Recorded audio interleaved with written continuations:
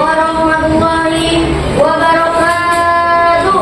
Waalaikumsalam warahmatullahi wabarakatuh. Hamdan wa syukran lillah. Wassalatu wassalamu ala rasulillah wa ala alihi wa sahbihi wa mawala amma ba'd. Pada kesempatan kali ini, sebenarnya saya Muhammad Zakari akan menyampaikan hukum tentang soal sampah pada tempatnya. Teman-teman pasti pada tahu kan, kalau kita beli jajanan yang ada bungkusannya, yang menggunakan bungkusan, pasti itu kita nggak makan bungkusannya kan, cuma makan makanannya doang. Nah, itu bungkusan kalau dibuang sembarangan bisa menyebabkan yang namanya banjir, penyakit, dan yang lain-lain. Oleh karena itu, marilah kita menjaga lingkungan bersama dan buang sampah pada tempatnya, terutama sampah plastik yang bisa diolah.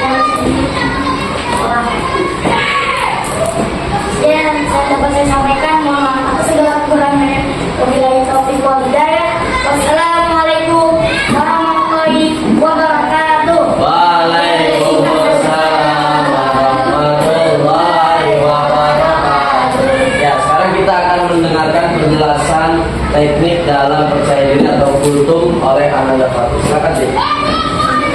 Jadi kalau kultum, kalian itu harus memiliki beberapa modal biar kultumnya bisa lancar. Jadi modal yang pertama, kalian harus pede. Karena kalau kalian pede, apapun yang kalian lakukan, insya Allah kalian bisa. Karena kalian percaya diri, mau salah maupun enggak. Yang kedua, kalian harus lancar public speaking. Kalian harus lancar perkataan atau kita ngomongnya harus lancar. Makanya jauh-jauh hari sebelum kultum atau lomba, di bawah kultum itu udah pernah ngamalin coba di api. Yang ketiga, jangan terlalu terpaku pada teks film penting. Jadi kita nggak perlu sama kayak robot. Kalau robot kan pasti terpaku dengan teks. Misalnya teksnya begitu ya dia ngomong kayak gitu. Tapi kalau kita teksnya misalnya terlalu panjang, sedangkan waktunya cuma sedikit, lebih baik kita beritahu yang penting tentang satu dari materi-materi itu, dan juga simpulan contoh dan lain-lain bangunnya yang penting.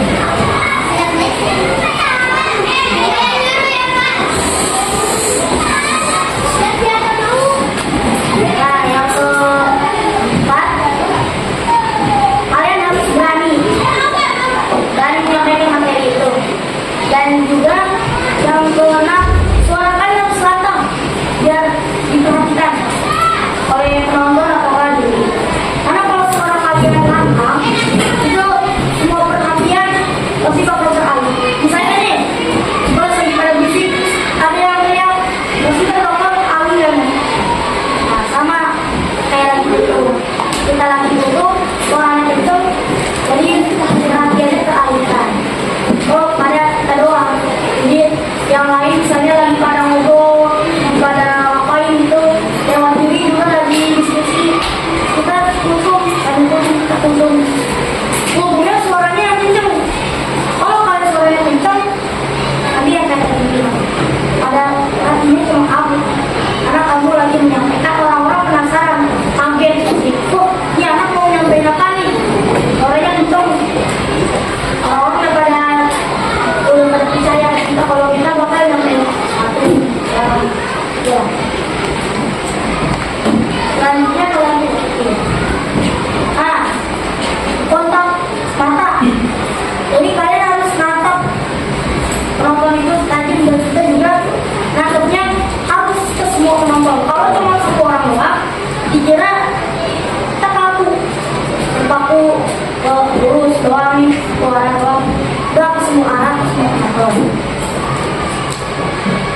Nah, kalau kalian itu kalau kudu ada lagi yang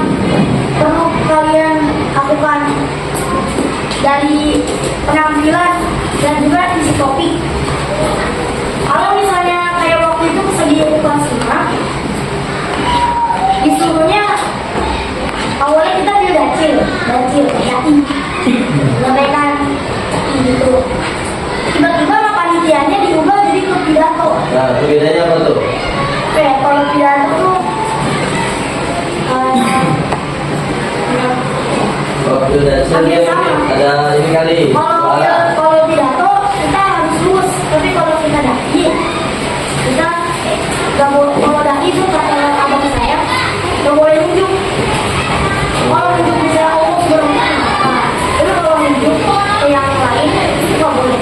Oh, itu dari. Iya, dari abang saya. Kalau pidato nggak lurus. Oh, sini menang. Tiba-tiba dibawa pidato. Aku kalau makanya dari makanya kalau makanya harus sesuai kopi, sesuai apa yang harus sampaikan. Jangan sampai lombanya pidato kita malah dari. Ya. Ibaratkan kamu main bola malah berenang. Nah, Jauh nggak? oh. Berenang gitu sih. Sampai. Pertanyaannya nih, di kelas Bapak ini yang agak jadi kendala adalah suaranya lantang sama gimana tuh lantangnya? Biar lantang terus sama nggak percaya diri tadi kata-kata. Ada kalau ada buku begini, ada yang begini katanya. Kalau percaya diri itu kalian bisa latihan kayak ngomong di depan cermin. Oh, lantangnya. Jadi kita bisa melihat kita lagi ngapain, lagi ngapain. Terus pede, apalagi di dalam banyak orang. Kalau kita melihat cermin, kita bisa koreksi. Nah, terus kalian suara lantang. Nah kalau kalian mau ngomong, suaranya jangan kayak semut. Nah. Beneran. Gimana tuh biar keras? Yang keras ya itu kalau kalian suara karena banyak orang suaranya kecil kalau lagi saya suka baca kalau mendapat suara kecil tapi dia yang bicara suaranya Nah, banyak tuh di Pati banyak kak. lagi. Nah, terus. Makanya kita kalau kita lagi kusut kayak kita lagi bicara biar suaranya kencang. Tapi ini juga harus benar. Nah, Sama kita kalau mau kultum dari beberapa hari sebelum itu kita dapat buat teks ini.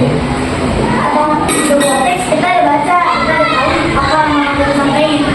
Jadi kalian bisa terserah mau pakai teks tetap pakai teks atau mau dihafalin serah kalian. Makanya tuh Bapak ajarin ini salam pembukanya ya. Assalamualaikum. Biar suaranya dicek nih. Suaranya udah pada percaya diri belum? Coba Fatih contohin. Nanti kelas 4B pada contohin juga. Coba nih untuk suaranya tuh. Sama gerakan. 1, 2, 3. Assalamualaikum warahmatullahi wabarakatuh. Waalaikumsalam warahmatullahi wabarakatuh. Silakan diikuti. 1, 2, pakai gerakan. 1, 2, 3.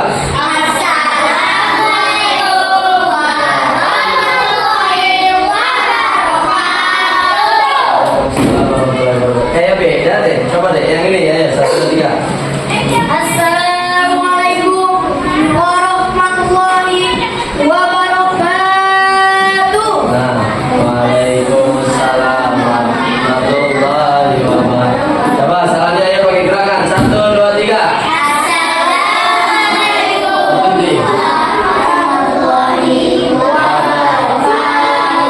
Suaranya pada lemes, padahal habis makan, lupa sport. Tadi Bapak simpulkan dari Fatih, kalau mau percaya diri sering ngaca.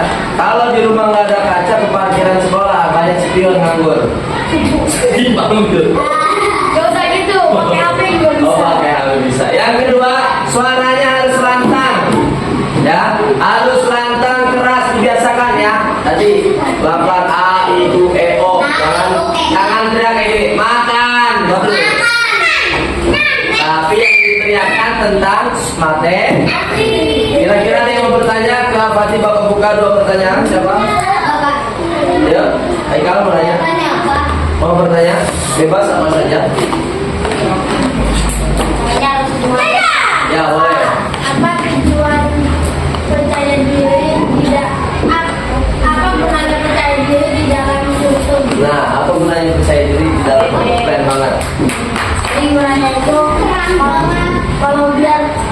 kalau tadi percaya diri,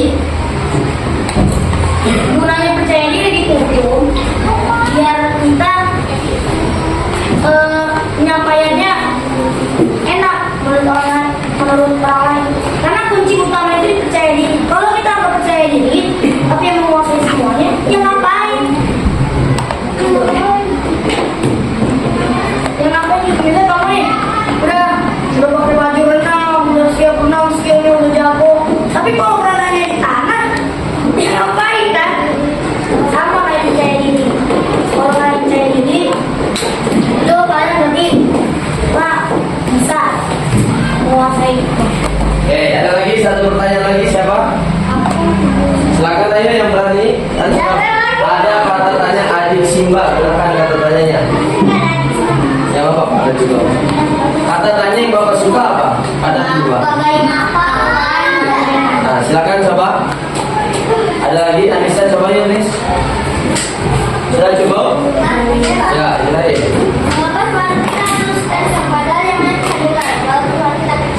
Nah, mengapa suara kita harus kencang? Padahal kalau pelan kita bisa dengar.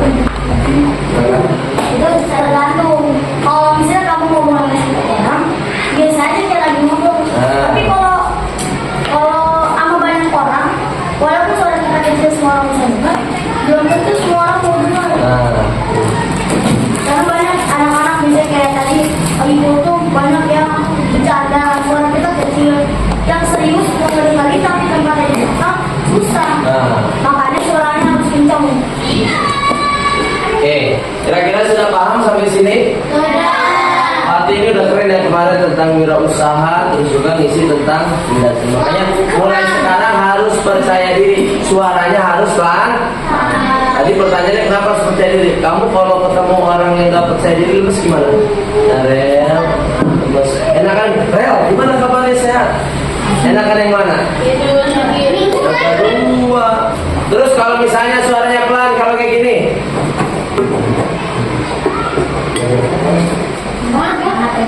Tuh, kedengeran nggak Aika?